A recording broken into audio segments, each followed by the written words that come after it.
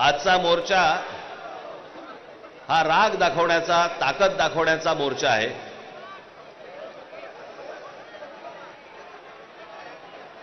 मतदारांना ए बाबा तो ड्रोन आहे ना, ड्रोन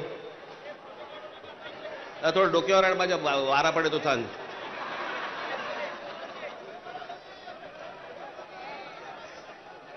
हा राग व्यक्त करण्याचा, ताकद दाखवण्याचा,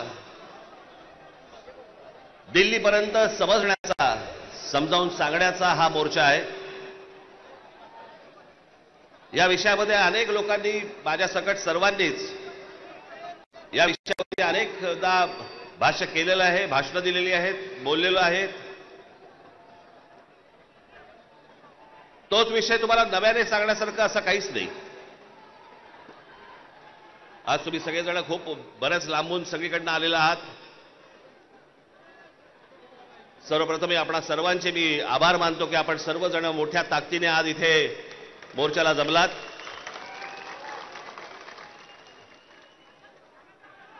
खरं तर छोटे विषय आहेत, काही फार मोठा विषय नाही हा.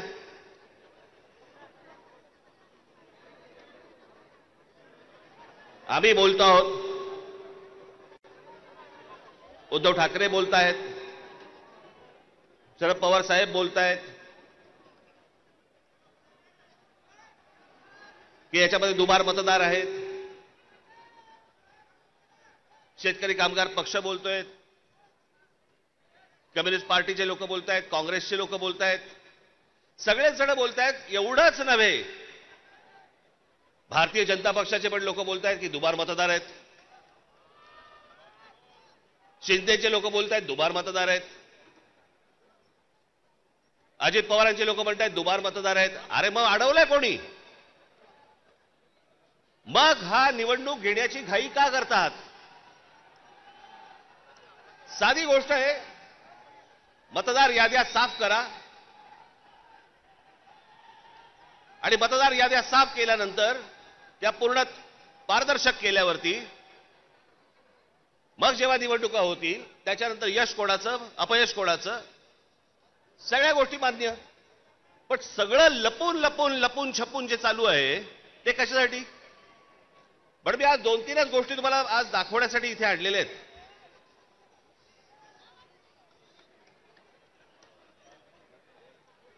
खरं तर हे 4,500 मतदार आहेत. 4,500. 4,500 मतदार हे कल्याण ग्रामीण, डोंबिवली, मुरबाड आणि भिवंडी मधले मतदार आहेत. या इकडच्या मतदारांनी इथल्या मुंबईच्या मलबार हिल मतदारसंघामध्ये देखील मतदान केलेलं आहे. 4,500 मतदार हे या ठिकाणी राहणारे यांनी मलबार हिल मतदारसंघामध्ये मतदान केलेलं आहे. त्यातल्या अगदी नावाला म्हणून मी तुमच्यासाठी हे एवढे मतदार आहेत, हे एवढ्या लोकांनी हे तिथे राहत आहेत, तिथेही मतदान केलं आणि मलबार हिलमध्ये देखील मतदान केलं. ह्याच्यातली म्हणून मी आत्ता जस्ट फक्त 3 नावं आणली आहेत. प्रभाकर तुकाराम पाटील, राम महादू भोईर आणि गजानन पुंडलिक भोईर. ही त्यांची मतदार यादी आहे. या मतदार यादीमध्ये त्यांनी त्या मतदारसंघांमध्ये देखील मतदान केलेलं आहे आणि मलबार हिल मतदारसंघामध्ये देखील मतदान केलेलं आहे. असे लाखो लोक आहेत महाराष्ट्रभर की जे या मतदानासाठी म्हणून वापरले गेले.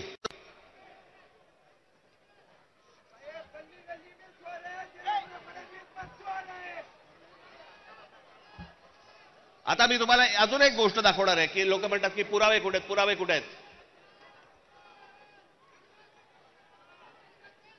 मुंबई हे लोकसभा मतदारसंघ म्हणजे मी तुम्हाला आता जुलैपर्यंतची यादी वाचून दाखवतोय. जुलैपर्यंतची. 1 जुलैला त्यांनी यादी बंद केली. 1 जुलैला जी यादी बंद केली त्याच्यामधले फक्त मी मतदार तुम्हाला वाचून दाखवतोय. याच्यामध्ये मुंबई नॉर्थ इकडे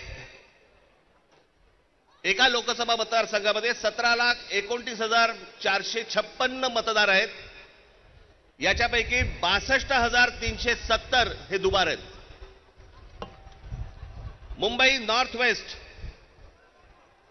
संपूर्ण मतदार 16,74,861 आणि दुबार मतदार 60,231. मुंबई नॉर्थ ईस्ट पूर्ण मतदार आहेत 15,90,710 आणि दुबार मतदार आहेत 92,983. मुंबई नॉर्थ सेंट्रल टोटल मतदार आहेत 16,81,048 आणि दुबार मतदार आहेत 63,740. मुंबई साऊथ सेंट्रल संपूर्ण मतदार आहेत 14,37,776 आणि दुबार मतदार आहेत 50,565. मुंबई साऊथ मतदार आहेत, हे आत्ताची यादी सांगतोय तुम्हाला, जुलैपर्यंतची, 1 जुलैपर्यंतची, 15,15,993 आणि दुबार मतदार आहेत 55,205. नाशिक लोकसभा मतदार आहेत 19,34,349 आणि दुबार मतदार आहेत 99,673. मावळ लोकसभा संपूर्ण मतदार आहेत 19,85,172 आणि दुबार मतदार आहेत 1,45,636 एवढे दुबार मतदार आहेत. पुणे लोकसभा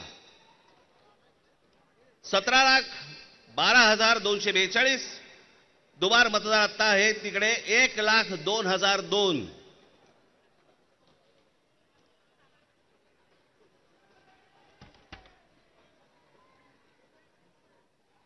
हे ठाणे लोकसभा इथे दुबार मतदार आहेत 2,09,981. लोक म्हणतील की बाबा हे आकडे तर बोलून दाखवलेत, पुरावा कुठे आहे? मी आज तुमच्यासाठी पुरावा देखील आणलाय ह्या सगळ्या दुबार मतदारांचा. काढते कापड, हे सगळे दुबार मतदार आहेत. हे एवढे सगळे दुबार मतदार आहेत. हे मी तुम्हाला आता जेवढे फक्त मतदारसंघ सांगितले तेवढ्यातले फक्त दुबार मतदार आहेत.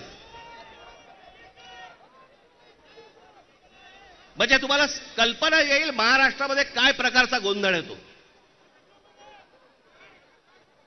आणि एवढे पुरावे दिल्यानंतर देखील हट्ट सुरू आहे की नाही कोर्टाने सांगितलंय जानेवारीत निवडणुका घ्या. कशा घ्या, का घ्या, कोणालाही घाई. 5 वर्ष निवडणुका घेतल्या नाहीयेत, 5 वर्ष. अजून 1 वर्ष गेलं तर काय फरक पडणार आहे? काय फरक पडतो? 5 वर्ष काही फरक नाही पडला, अजून 1 वर्ष गेलं. पण जी माणसं भरली आहेत आतमध्ये त्याचं काय करायचं? मग त्याच्यातल्या त्याच्यात निवडणुका आटपून घ्यायच्या आणि पुन्हा यश पदरी पाडायचं. याला काय निवडणुका म्हणतात? या निवडणुका अशा, याच्यात तर लोकशाही तरी टिकेल. एका आमदाराचा भाऊ सांगतो की मी 20,000 मतं बाहेरून आतमध्ये आणली. आमदाराचा म्हणजे ह्याची हिंमत बघा, सत्तेचा माज बघा की एक आमदाराचा भाऊ सांगतो की आमदार असतो पैठणचा, त्यांचा बुमरेचा भाऊ ना, हो पण त्याचा बुमरेचा भाऊ ना, तो मुलगा हल्ली कळतच नाही माहिती.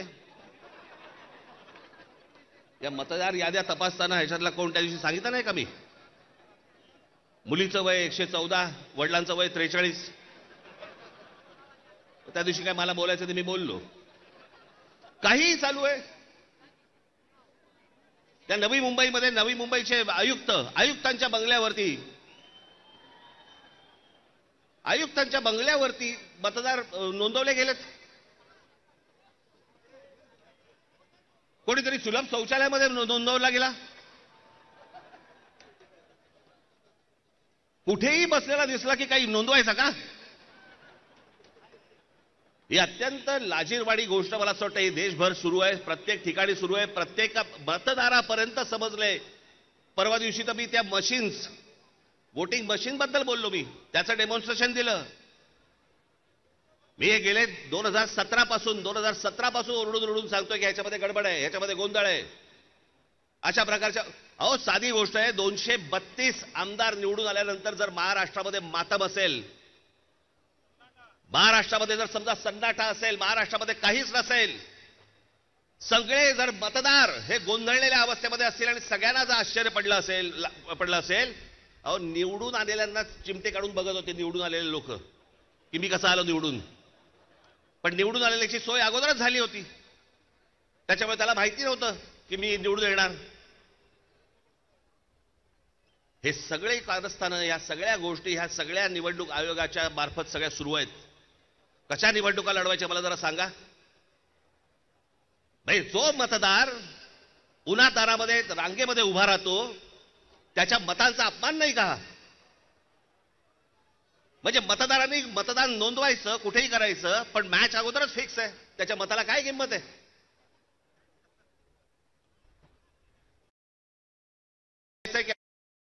कारवाई प्रोसेसची सुरू आहे. मला असं वाटतं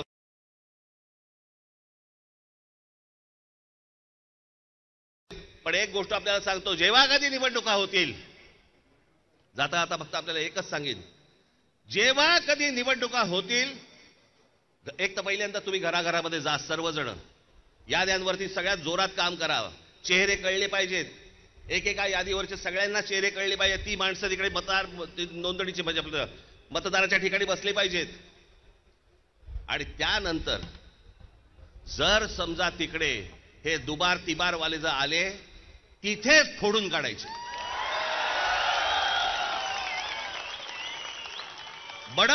बडवायचे आणि मग पोलिसांच्या हातात द्यायचे.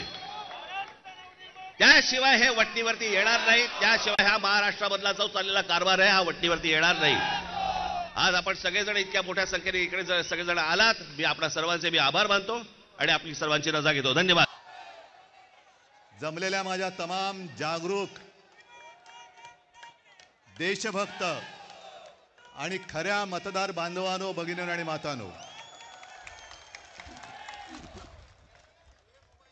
माझ्या आठवणीप्रमाणे संयुक्त महाराष्ट्राच्या नंतर महाराष्ट्रामध्ये सर्व राजकीय पक्षांची एकजूट पहिला प्रथम झाली असेल.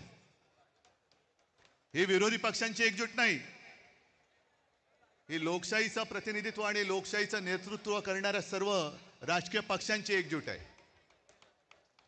आणि मतचोरी करणाऱ्यांना सांगतो की आज नुसती ठिणगी बघताय, या ठिणगीचा वणवा कधी होऊ शकेल एवढं लक्षात ठेवा. तुमच्या बुडाला आग लावण्याची ताकद या ठिणगीमध्ये आहे.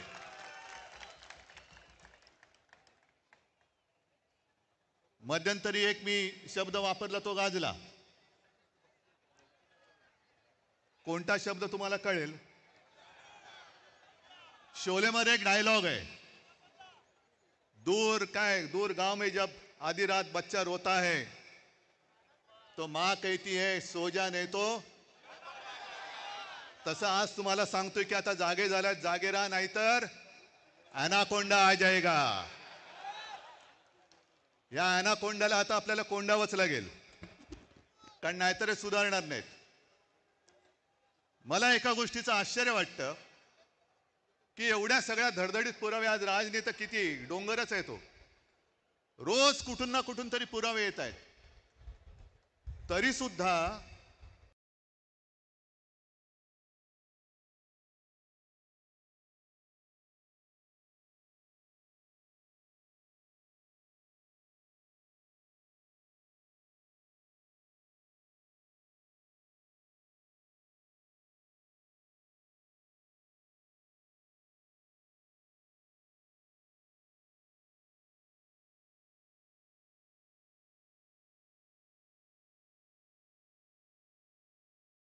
आपले राज्यकर्ते आणि निवडणूक आयोग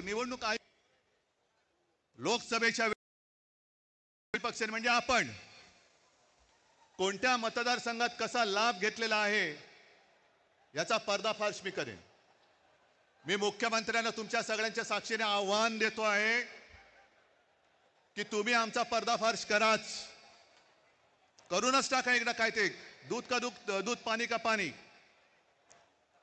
पण जेव्हा मुख्यमंत्री असं बोलतायत याचा अर्थ मुख्यमंत्र्यांनी सुद्धा ते मान्य केलंय की मतचोरी झालेली आहे, मतचोरी होते आहे. आज मला अभिमान आहे एका गोष्टीचा. आपण दरवेळेला असं म्हणतो की महाराष्ट्र देशाला दिशा दाखवतोय. आज संपूर्ण महाराष्ट्र आपल्या रूपामध्ये एकवटलेला आहे आणि तो देशाला दिशा दाखवतोय. मी तुमच्या सगळ्यांवरती आता एक जबाबदारी टाकतोय. तुम्ही सगळे आपण बाकीचे आपले पक्ष वगैरे बाजूला ठेवून एकवटलेलो आहोत. ज्या गोष्टी आता आम्ही करतो आहोत, शिवसेना, महाराष्ट्र नवनिर्माण सेना, राष्ट्रवादी काँग्रेस, कम्युनिस्ट, शेतकरी कामगार पक्ष सगळ्यांचे कार्यकर्ते करतायत, तसं मी सर्व मतदारांना आवाहन करतोय, राज्यातल्या नव्हे तर देशातल्या, की सगळ्या जणांनी आपापलं नाव आपल्या यादीत आहे की नाही हे पुन्हा जाऊन तपासा. आणि आपल्या घरामध्ये आपल्याला न दिसणारी, आपली परवानगी न घेतलेली माणसं राहतात की नाही हे सुद्धा तपासा. कारण जर शौचालयामध्ये 100 माणसं राहत असतील तर तुमच्या घरात किती राहू शकतात. आणि मी मतदारांना का सांगतोय, कारण हे तर सगळे राज तू दाखवले, बाकीच्यांची जशी दुबार तिबार नाव आहेत ती. आज मी दाखवतोय एक असा अर्ज आहे की त्याच्या अर्जाखाली एक शेरा आहे. तो शेरा पहिल्यांदा वाचतो, त्याच्यानंतर मी नाव वाचतो की सदर अर्जाबाबत अर्जदार, आता अर्जदाराचं नाव मी नंतर सांगतो, यांची भेट घेऊन सदर अर्जाबाबतची पडताळणी केली असता हा अर्ज आम्ही केलेला नाही असा अभिप्राय मिळाला आहे. त्या आधारे सदर अर्ज रद्द म्हणजे बाद करण्यात आलेला आहे. आणि हा अर्ज ज्याने अर्ज केलेलाच नाही, आपल्या नावाने ज्याने अर्ज तिकडे कोणी केला हे माहितीच नाही, त्या अर्जदाराने केलाय. आता हा अर्जदार शोधायचं कुठे, तर त्या अर्जदाराचं नाव आहे उद्धव बाळासाहेब ठाकरे. उद्धव बाळासाहेब ठाकरे या माणसाने हा व्हेरिफिकेशनचा अर्ज केलाय ऑनलाईन, जो उद्धव बाळासाहेब ठाकरेलाच माहिती नाही. त्याच्यावरती मोबाईल नंबर खोटा आहे. एक 2 दिवसापूर्वी मी बसलो होतो मातोश्रीमध्ये लोकांना भेटत. मला रवीने येऊन सांगितलं की निवडणूक आयोगाची माणसं आलेत. म्हटलं निवडणूक आयोगाची म्हणजे साधू संत येती घरा, तोची दिवाळी दसरा. आता दिवाळी झाली, दसरा झाला, हे कशाला आले? मग निवडणूक आली असणार. मग त्यांना बोलवलं, त्यांना विचारलं, सगळी मराठी माणसं, त्यांची काही दोष नाही, आमच्याच गव्हर्नमेंट कॉलनीमध्ये राहणारी. आणि म्हटलं बोला, काय माहिती पाहिजे तुम्हाला? नाही तुम्ही सांगा. म्हटलं मी काय सांगू, मला काय माहिती तुम्हाला काय पाहिजे? नाही टेलिफोन नंबर बरोबर आहे का? म्हटलं टेलिफोन नंबर खोटा आहे. मग आणखीन काय तुम्हाला सांगायचं? म्हटलं मी कशाला, तुम्ही माझ्याकडे आलात. नाही तुम्ही अर्ज केलाय व्हेरिफिकेशनसाठी. मग मी अनिल परबना विचारलं, अनिल देसाईला विचारलं, सूरजला विचारलं, कोणी आपल्याकडनं अर्ज केलेला नाही. आणि विशेष म्हणजे हा अर्ज कधी केला गेलाय? 23/10/2025 म्हणजे कालच्या 23 तारखेला अर्ज केला गेलेला आहे. आणि कुठून केलाय? ते सक्षम नावाचं ॲप आहे. तर सक्षम नावाच्या ॲपवरनं हा प्रकार कशासाठी कोण करत होतं? मी रितसर तक्रार केली की कोणी हे केलेलं आहे. याचा अर्थ असा की माझ्या नावाने खोट्या नंबरवरून OTP काढण्याचा प्रयत्न झालाय. हे सगळं प्रकरण हॅक करण्याचा प्रयत्न झालाय. आणि कदाचित आपण 14 आणि 15 तारखेला हा विषय हातात घेतल्यानंतर 23 तारखेला अर्ज केला गेलाय. म्हणजे माझ्या सकट माझ्या कुटुंबातील 4 जणांची नावं मतदार यादीतून बाद करण्याचा प्रयत्न केला गेलाय का, हे आता आपल्याला शोधलं पाहिजे. कारण नक्की काहीतरी याच्यात डाव आहे. आज इतके वर्ष मी मतदान करतोय, पूर्ण कुटुंब मतदान करतोय. अरे एका पक्षाचा प्रमुख म्हणून मी निवडणुकीचा प्रचार करतो आहे. साध्या गोष्टी आम्हाला नाही कळत. ह्याचाच अर्थ असा की जयंतराव, तुम्ही जे बोलला तर यांचा सर्व्हर कोणाच्या तरी ऑफिसमध्ये आहे. आपल्या विजय वडेट्टीवारांनी एकाचं तर नावच घेतलं होतं की ही पक्षाची लोक, ही पूर्ण यंत्रणा, ॲप सकट सगळे सर्व्हर हे यांच्या हातामध्ये आहे. कोणाची नावं टाकायची, कोणाची नावं काढायची, कोणी किती वेळा मतदान करायचं.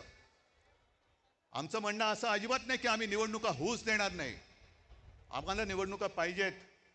आम्ही सुद्धा यांना एकदा लोकशाहीच्या मार्गाने ठोकायला आसुसलेले आहोतच. पण सदोष आणि चोरी करून तुम्ही जर का आधीच निकाल ठरवून निवडणुका घेणार असाल तर मग जनतेने ठरवायचे की निवडणुका होऊ द्यायचे की नाही. आम्ही नेतृत्व करतो. कोणासाठी करतो? जनतेसाठी करतो आहोत. आमच्यातले सगळे पक्षभेद मतभेद बाजूला ठेवून आम्ही या देशातली लोकशाही जिवंत ठेवण्यासाठी एकत्र आलेलो आहोत. हे केवळ मला काहीतरी व्हायचंय, यांना काहीतरी व्हायचंय एवढ्यासाठी नाही, तर या देशामध्ये आपल्या डोळ्यात देखत लोकशाहीचा खून होतो आहे आणि खून करणारे आपल्या समोर दिमाखात त्या खुर्चीवर बसलेत आणि त्याच्या चरणी घालीन लोटांगण आम्हाला आमच्या आई वडिलांनी शिकवलेलं नाही. एवढी लाचारी करणारी अवलाद या महाराष्ट्राने कधी बघितलेलं नाहीये. आणि म्हणूनच हे जे काय चाललेलं आहे हे नुसतं आम्ही येतोय, राज काहीतरी करतोय, मी काहीतरी करतोय, पवार साहेबांची राष्ट्रवादी आणि त्यांचे सगळे नेते करतायत, शेका पक्ष करते, काँग्रेस करते, एवढ्या पुरतं नाहीये. आजपासून तुम्ही सगळ्यांनी आणि प्रत्येक राज्यातल्या प्रत्येक नागरिकांनी ही जबाबदारी घेतली पाहिजे की मत चोर जिकडे दिसेल तिथल्या तिथे त्याला फटकावला पाहिजेच. लोकशाही मार्गाने फटकवा. आता लोकशाहीचा मार्ग तुम्हाला माहिती आहे. आम्हाला कायदा हातात घ्यायचा नाहीये, पण कायद्याचा खोटा दांडुका जर आमच्या डोक्यात मारणार असाल तर त्या दांडुक्याचं सुद्धा काय करायचं हा सुद्धा निर्णय घ्यायला ही महाराष्ट्रातली जनता सक्षम आहे. परत एकदा सांगतो, आज ही सगळी एकजूट झालेली आहे. ॲनाकोंडा तर बसलेलाच आहे. मी मागे सुद्धा तुम्हाला आवाहन केलेलं आहे की जसजशी निवडणूक येईल तस तशी यांची दडपशाही सुरू होईल. आम्ही प्रामाणिकपणाने कायदेशीर मार्ग अवलंबतो आहोतच. येत्या काही दिवसात हे सगळे पुरावे घेऊन आपण न्यायालयात जाणार आहोत.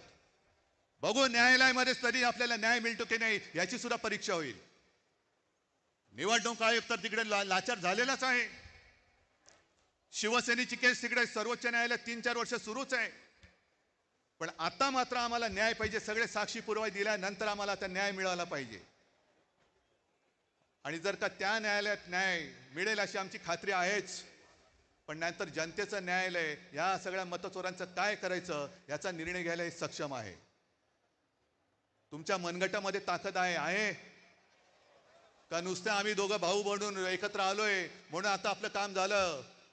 आम्ही एकत्र आलोय ते तुमच्यासाठी आलेलो आहोत.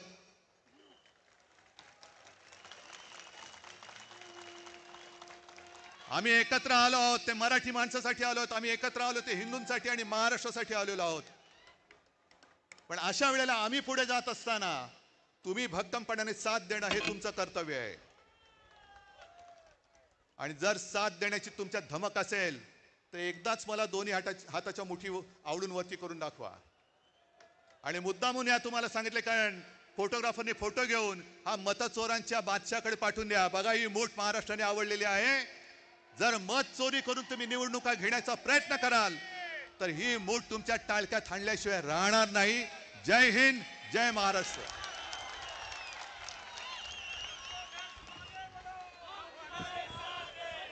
निवडणूक आयोगाला डोळे आहेत का कळत नाही. उघडा डोळे अशी परिस्थिती आहे त्यांची. आणि म्हणून आता त्यांचे डोळे उघडण्यासाठी राजसाहेब, उद्धव साहेब या सगळ्यांनी मार्गदर्शन केलं. आता महाराष्ट्राचे अध्वर्यू सर्वात ज्येष्ठ श्रेष्ठ नेते माननीय शरद पवार साहेब यांना विनंती करतो की आपण संबोधित करावं. सन्माननीय व्यासपीठ आणि देशाची लोकशाही टिकवण्यासाठी पहिले तिथे कष्ट करायला तयार असलेले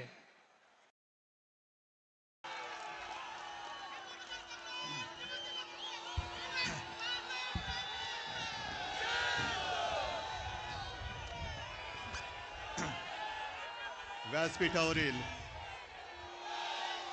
सर्वच मान्यवर आणि तुमचं वर्णन काय करायचं. जमलेल्या माझ्या तमाम जागरूक देशभक्त आणि खऱ्या मतदार बांधवांनो, भगिनींनो आणि मातांनो, माझ्या आठवणीप्रमाणे संयुक्त महाराष्ट्राच्या नंतर महाराष्ट्रामध्ये सर्व राजकीय पक्षांची एकजूट पहिला प्रथम झाली असेल. ही विरोधी पक्षांची एकजूट नाही, ही लोकशाहीचं प्रतिनिधित्व आणि लोकशाहीचं नेतृत्व करणाऱ्या सर्व राजकीय पक्षांची एकजूट आहे. आणि मतचोरी करणाऱ्यांना सांगतो की आज नुसती ठिणगी बघताय, या ठिणगीचा वणवा कधी होऊ शकेल एवढं लक्षात ठेवा. तुमच्या बुडाला आग लावण्याची ताकद या ठिणगीमध्ये आहे.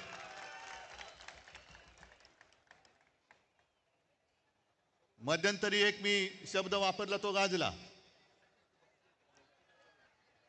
कोणता शब्द तुम्हाला कळेल? शोलेमध्ये एक डायलॉग आहे, दूर गांव में जब आधी रात बच्चा रोता है तो माँ कहती है सो जा नहीं तो.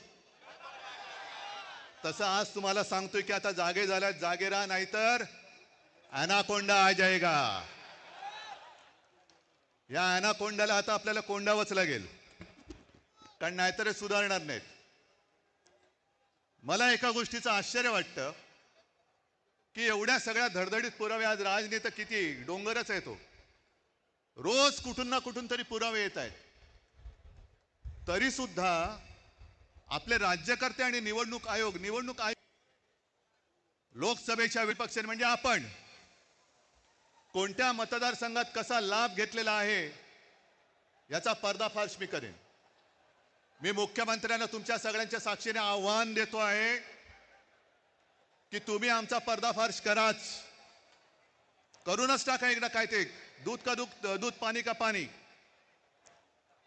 पण जेव्हा मुख्यमंत्री असं बोलतायत याचा अर्थ मुख्यमंत्र्यांनी सुद्धा ते मान्य केलंय की मतचोरी झालेली आहे, मतचोरी होते आहे. आज मला अभिमान आहे एका गोष्टीचा.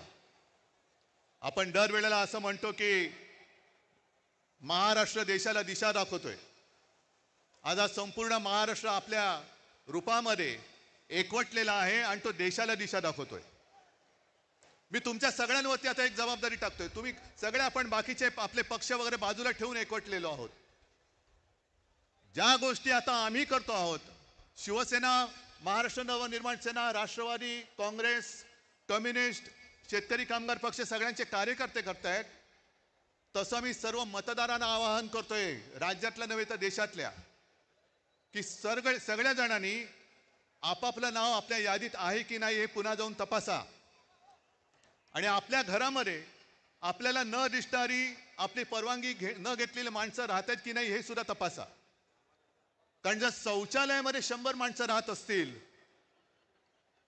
तर तुमच्या घरात किती राहू शकतात? आणि मी मतदारांना का सांगतोय, कारण हे तर सगळे राज तू दाखवले, बाकीच्यांची जशी दुबार तिबार नाव आहेत ती. आज मी दाखवतोय एक असा अर्ज आहे की त्याच्या अर्जाखाली एक शेरा आहे. तो शेरा पहिल्यांदा वाचतो, त्याच्यानंतर मी नाव वाचतो की सदर अर्जाबाबत अर्जदार, आता अर्जदाराचं नाव मी नंतर सांगतो, यांची भेट घेऊन सदर अर्जाबाबतची पडताळणी केली असता हा अर्ज आम्ही केलेला नाही असा अभिप्राय मिळाला आहे. त्या आधारे सदर अर्ज रद्द म्हणजे बाद करण्यात आलेला आहे. आणि हा अर्ज ज्याने अर्ज केलेलाच नाही, आपल्या नावाने ज्याने अर्ज तिकडे कोणी केला हे माहितीच नाही, त्या अर्जदाराने केलाय. आता हा अर्जदार शोधायचा कुठे? तर त्या अर्जदाराचं नाव आहे उद्धव बाळासाहेब ठाकरे. उद्धव बाळासाहेब ठाकरे या माणसाने हा व्हेरिफिकेशनचा अर्ज केलाय ऑनलाईन, जो उद्धव बाळासाहेब ठाकरेलाच माहिती नाही. त्याच्यावरती मोबाईल नंबर खोटा आहे. 1-2 दिवसापूर्वी मी बसलो होतो मातोश्रीमध्ये लोकांना भेटत. मला रवीने येऊन सांगितलं की निवडणूक आयोगाची माणसं आलेत. म्हटलं निवडणूक आयोगाची म्हणजे साधू संत येती घरा, तोची दिवाळी दसरा. आता दिवाळी झाली, दसरा झाला, हे कशाला आले? मग निवडणूक आली असणार.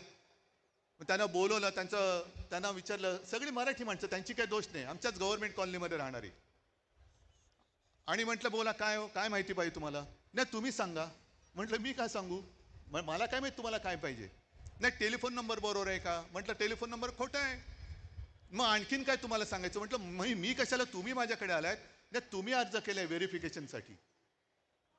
मग मी अनिल परबना विचारलं, अनिल देसाईला विचारलं, सूरजला विचारलं, कोणी आपल्याकडनं अर्ज केलेला नाही. आणि विशेष म्हणजे हा अर्ज कधी केला गेलाय?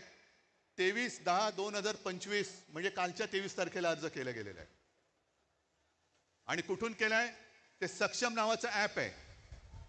तर सक्षम नावाच्या ॲपवरनं हा प्रकार कशासाठी कोण करत होतं, मी रितसर तक्रार केली की कोणी हे केलेलं आहे. याचा अर्थ असा की माझ्या नावाने खोट्या नंबरवरून OTP काढण्याचा प्रयत्न झालाय, हे सगळं प्रकरण हॅक करण्याचा प्रयत्न झालाय. आणि कदाचित आपण 14 आणि 15 तारखेला हा विषय हातात घेतल्यानंतर 23 तारखेला अर्ज केला गेलाय, म्हणजे माझ्या सकट माझ्या कुटुंबातील 4 जणांची नावं मतदार यादीतून बाद करण्याचा प्रयत्न केला गेलाय का, हे आता आपल्याला शोधलं पाहिजे. कारण नक्की काहीतरी याच्यात डाव आहे.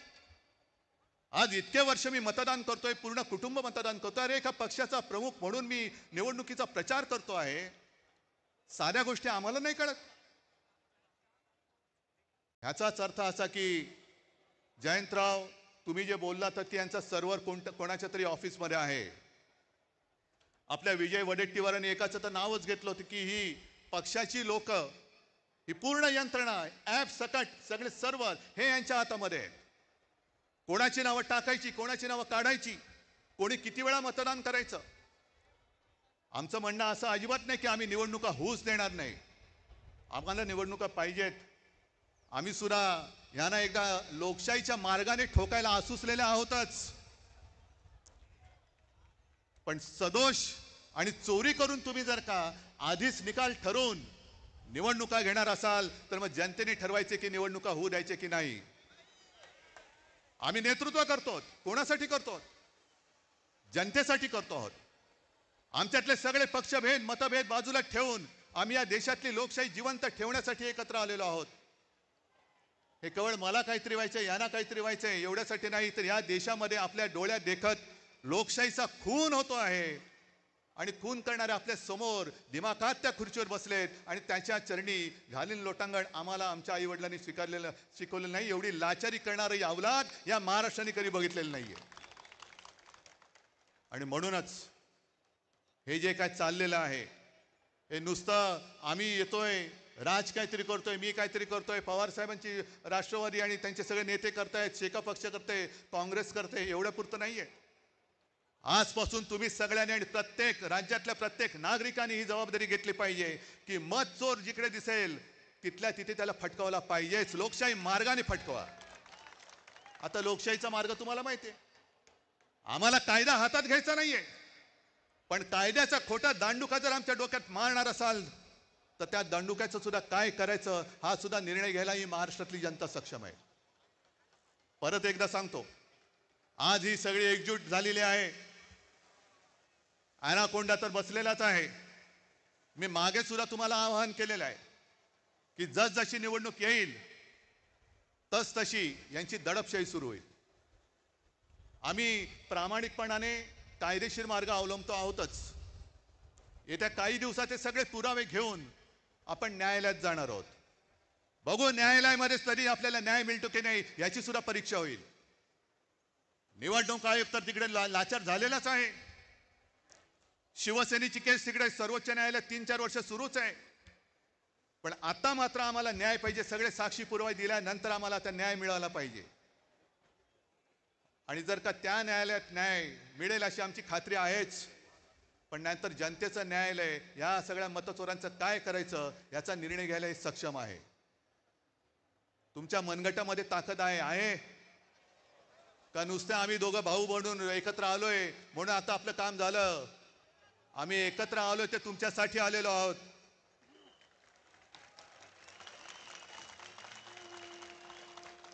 आम्ही एकत्र आलो आहोत ते मराठी माणसासाठी आलो आहोत. आम्ही एकत्र आलो ते हिंदूंसाठी आणि महाराष्ट्रासाठी आलेलो आहोत.